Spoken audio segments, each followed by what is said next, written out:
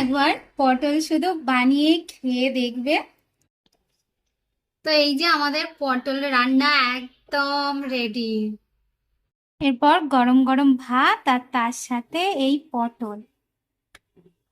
খুব ভালো হয়েছে, শুধু একটু লবণ কম হয়েছে, কিন্তু ভালো হয়েছে।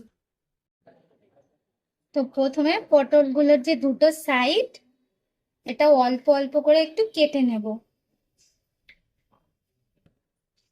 পটল খেতে কিন্তু আমার ভীষণ ভালো লাগে, আমাদের বাড়িতেই যেমন আছে পটল খেতে চায় না। এরপর না পটলের যে চোকলাটা দেখছো, অল্প অল্প করে ছাড়াবো, অল্প অল্প করে, মানে একটু একটু রাখবো আর একটু একটু করে ছাড়াবো। তো এই যে দেখো পটলগুলো কেটে নিয়েছি। এরপর পটলের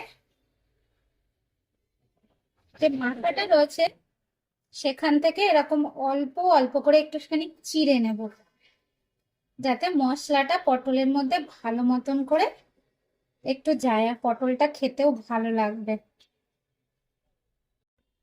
এরপর এর মধ্যে দিয়ে দেবো একটু, এখানটায় কাজু বাদাম দিচ্ছি, 1 চামচের মতন সাদা সর্ষে দিয়ে দেবো, 1/2 চামচের মতন একটু কালো সর্ষে দেবো, 4-5টার মতন কাঁচা লঙ্কা।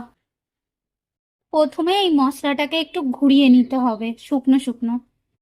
তো দেখো প্রথমে মশলাটা একদম একটু শুকনো শুকনো করে করে নিয়েছি, একটুখানি জল।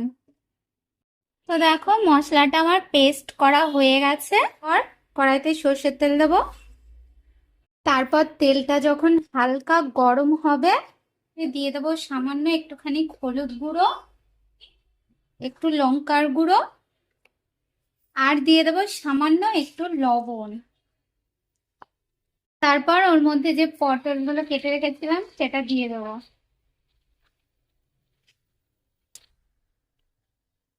এরপর পটলটাকে ভালো করে এই তেলটার মধ্যে একটু লাল লাল মতন করে ভেজে নেবে।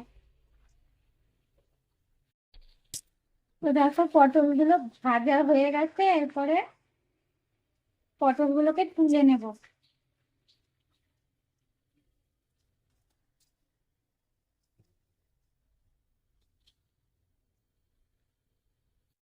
এরপর তেলের মধ্যে দিয়ে দেবো একটু কালো জিরে ফোড়ন, আর এখানে 2টো শুকনো লঙ্কা দিয়ে দিলাম। ওর যে মশলাটা রেডি করেছি সেটা ওর মধ্যে দিয়ে দেবো, আর ওর মধ্যে দিয়ে দেবো সামান্য একটুখানি চিনি। এরপর মশলাটাকে ভালো করে একটু নাড়িয়ে চাড়িয়ে কষাবো।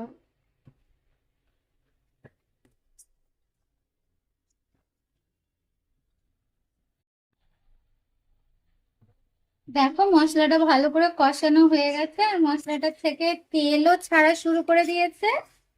এই সময় যে মশলার বাটিটা ছিল, মশলার বাটি ধুয়ে এখানে জল দিয়ে দেবো। এখানে পরিমাণ মতন জল দেবো, এখানে 1.5 কাপের মতন জল দিয়ে দিয়েছি। জলটা দিয়ে এরপর ভালো করে একটু নাড়িয়ে চাড়িয়ে নিয়ে এরপর গ্রেভিটাকে ফুটতে দেবো। গ্রেভিটা দেখো ভালো মতন ফুটে গেছে, মানে ঝোলটা একটু ঘন হয়ে এসছে। এরপর যে পটল ভাজাটা সেটা ওর মধ্যে দিয়ে দেবো, আর পটল ভাজার যে তেলটা সেটাও দিয়ে দেবো। দিয়ে এরপর নাড়িয়ে চাড়িয়ে নেবো। এরপর ঢাকা দিয়ে 4-5 মিনিটের মতন রান্না করে নিতে হবে। 3-4 মিনিট হয়ে গেছে, এরপর ঢাকনাটা তুলে নেবো। আর দেখো, তো দেখো আমি এখানে ভাত আর পটলটা নিয়ে নিয়েছি।